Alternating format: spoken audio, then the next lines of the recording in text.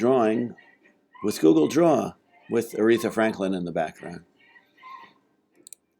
If you went to your drive and you went to the top left corner to New, you can slide down to More and find that there are more apps in here. So I'm going to go to Google Drawings. First thing you want to do is set up the page. So I'm going to go to the top left corner again, go to File, go down to Page Setup. These are screen sizes, so I'm going to change this to Custom. And if it's in Landscape View, I'm going to put 11 by 8.5. If it's in Portrait View, you'd reverse the numbers. And 8.5 would be first times 11. So now we've got regular page size. Then I can say Insert an image from Drive. Insert here. Image from Drive, or from your computer if that's where your image was stored.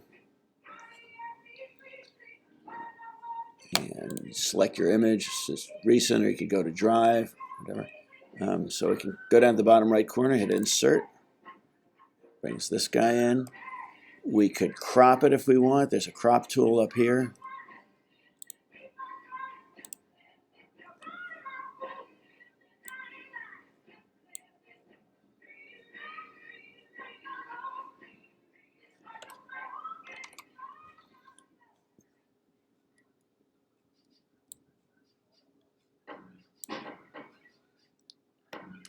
Hit Return to set that.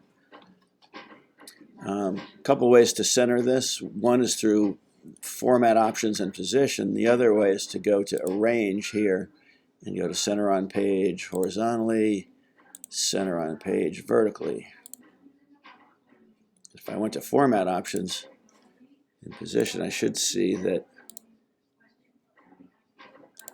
it's 0, 0 if it's centered. Actually, before I do that, I probably should resize this. Maybe for tracing, I might want to make it as big as possible. So maybe I'll go to Size and Rotation.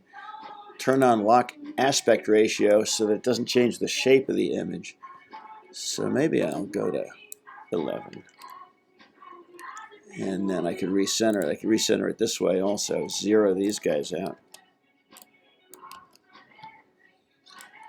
Okay, then the basic tracing tools on here are line tools up here. You could go down to the bottom to Scribble. And it does kind of auto smooth, so I might put in kind of a raggedy line here. Just get my general. Pay attention to the direction of hair or fur or leaves or whatever it is. But I can kind of get a general idea of where this is, and the detail will be added later when the trace is done. So, and then I'm going to look for areas of light and dark, like there's an area of kind of dark in here. And there's an area of dark in here. It's kind of raggedy with all the fur. And there's an area of dark around his eyes.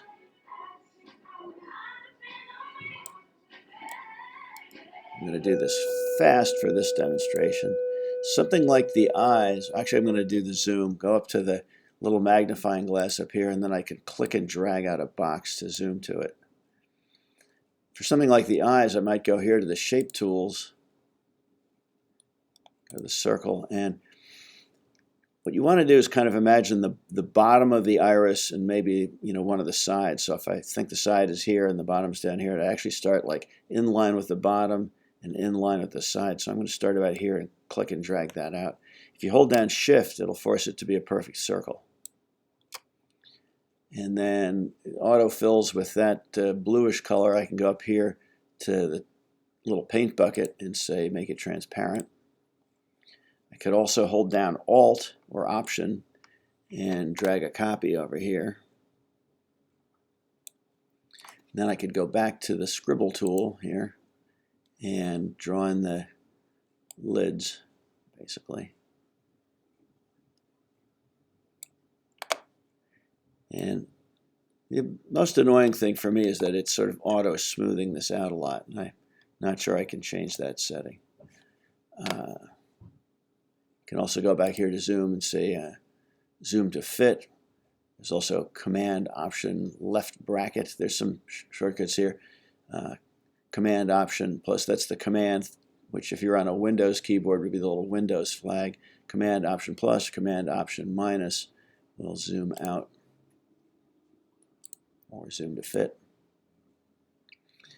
So what I like to do on this is go to the Select tool here, get the image and just move it over so you can see what I've got. And then when I can see what I'm missing, I can just undo with the Command Z, or on a Chromebook would be a Control Z. So I'm going to put some lines in really quickly just to kind of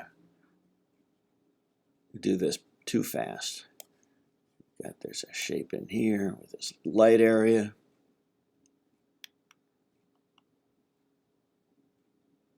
Trying to get the kind of the direction that the fur is going.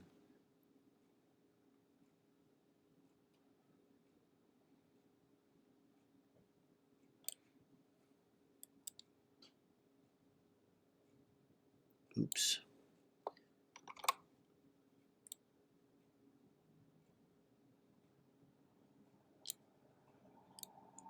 It's just giving me a basic trace of the shapes and the areas of light and dark in here.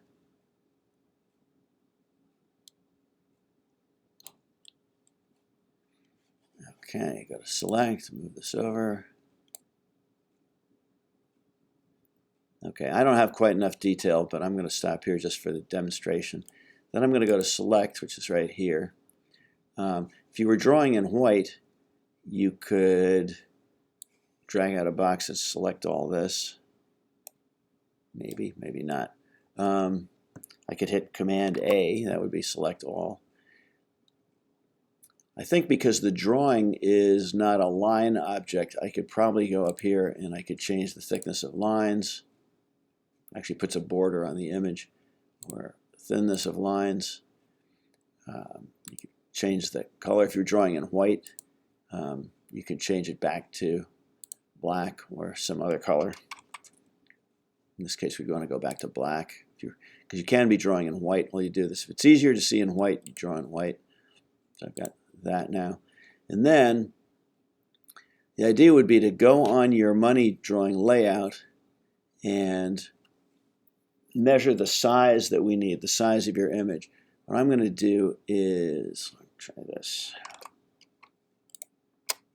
Okay, here's a good way to do this. I just want to select only the lines. So if I hit Command A, or probably on a Chromebook Control A, Command A would be the little Windows flag on a Windows keyboard, or the Apple key, or is the Command key on a Mac keyboard.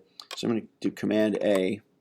That's select all. I want to deselect the image, so I can hold down Shift and click on it. So now I have all these lines that I've drawn, grab, and I can group them. You could go to, I think it's under Arrange, Group.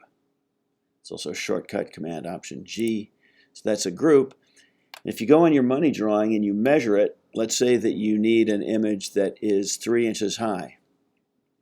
So now what I can do is take this group and I can go over here and make sure lock aspect ratio is on and change the height to 3.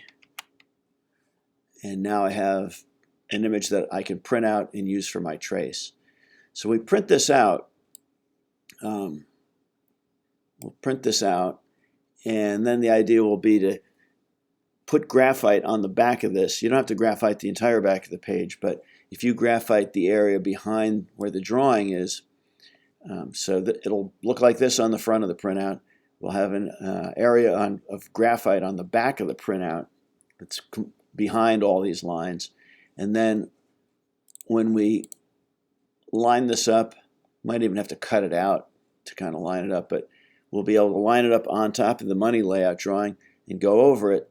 And one of the important things there is that when you come back, so you're looking at this, there's graphite on the back. When you trace over it, you can in this case, leave out like the parts of the circles for the eyes that I have. I could leave out those. I can just trace the parts that I want to imprint and transfer through onto the drawing in the back. So even though I've got the entire circle for the iris of the eye, I'm not going to draw in the part that I don't need. And I can also add in, like these are, the way these drawing tools work, they auto smooth. So if I want to do this furry edge, I can do it with a lot more detail when I do the transfer. And so if I draw over this, and I'm drawing with much more detail and furriness and changing the edge of that line, that's what's going to transfer through. So that's our setup to transfer a drawing out of Google Drawings into our money project.